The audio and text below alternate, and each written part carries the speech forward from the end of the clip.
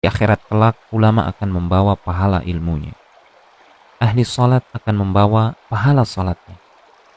Ahli puasa akan membawa pahala puasanya. Ahli Al-Quran akan membawa pahala tilawahnya.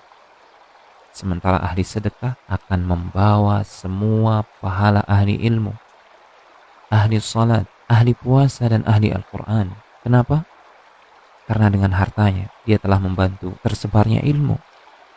Dengan hartanya dia telah membantu pembangunan atau renovasi masjid, tempat ahli salat melakukan salat.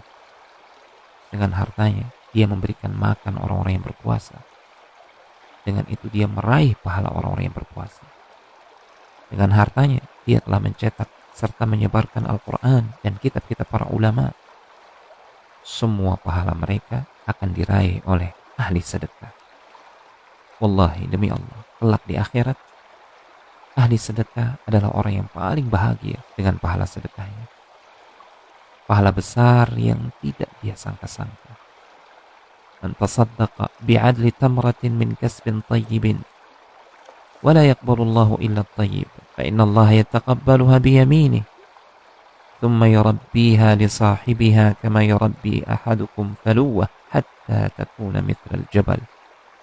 Barang siapa bersedekah walau hanya senilai 1 biji kurma dari hartanya yang baik, dan Allah tidak menerima kecuali dari yang baik saja, maka Allah akan menerima sedekah tersebut dengan tangan kanannya.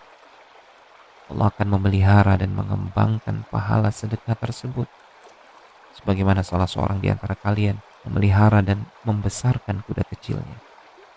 Hingga kelak di akhirat, tiba-tiba dia melihat pahala sedekahnya sebesar gunung. Allahu Akbar. Hadis ini sahih, riwayat Al-Bukhari dan Muslim. Lihat, Allah Subhanahu wa Ta'ala tidak melihat seberapa besar yang kita sedekahkan, namun Allah melihat ketakwaan hati kita. Ketika kita berkorban di jalan Allah Subhanahu wa Ta'ala, sekecil apapun itu, Allah akan memeliharanya, Allah akan mengembangbiakkannya menjadi besar, jauh lebih besar dari apa yang kita bayangkan.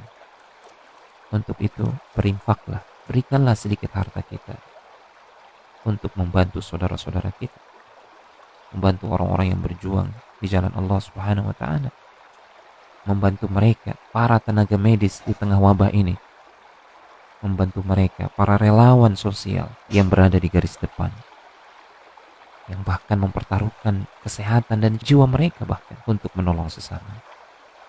Ambillah bagian, jangan ketinggalan kereta, jangan menyesal ketika orang-orang berbahagia dengan pahala sedekahnya, sementara kita hanya meratap penuh sesal.